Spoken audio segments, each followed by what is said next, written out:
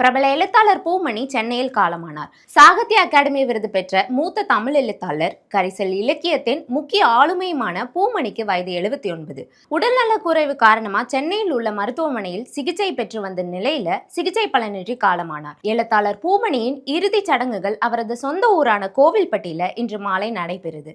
அரசு மரியாதையுடன் இறுதிச் சடங்கு நடைபெறும் என்று முதலமைச்சர் விஜய் அறிவித்துள்ளார். பூமணியின் மறைவு தமிழ் இலக்கிய உலகிற்கும் கரிசல் வட்டார வாசகர்களுக்கும் ஈடு செய்ய முடியாத ஒரு பேரிழப்பு. கோவில்பட்டி அருகே உள்ள ஆண்டிப்பட்டி கிராமத்தில் 1947 பிறந்த பூமணியின் இயற்பெயர் பூ மாணிக்கவாசகம். தமிழ்நாடு அரசின் கூட்டுறவுத்துறையில் துணை பதிவாளரா பணியாற்றி ஓய்வு பெற்ற இவர் தனது வாழ்நாளை முழுமையாக இலக்கிய பணிக்காக அர்ப்பணித்தார். கரிசல் மண்ணின் மக்கள் வாழ்வியல் யதார்த்தம், சமூக உறவுகள், சமூக அமைப்புகள் மற்றும் உழைப்பாளர்களின் வாழ்க்கையை தனது படைப்புகளில் மிக ஆழமாக பதிவு செய்தவர் பூமணி.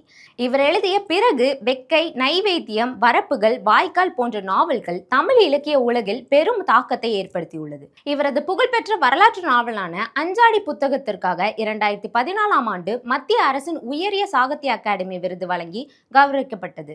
அது மட்டும் இல்லாமல் திரை உலகிலும் பூமணி முத்திரை பதித்தவர். இவரது புகழ்பெற்ற வெக்கை நாவலை அடிப்படையாக கொண்டுதான் பிரபல இயக்குனர் வெற்றிமாறன் இயக்கத்தில் நடிகர் தனுஷ் நடித்த அசுரன் திரைப்படம் உருவானது.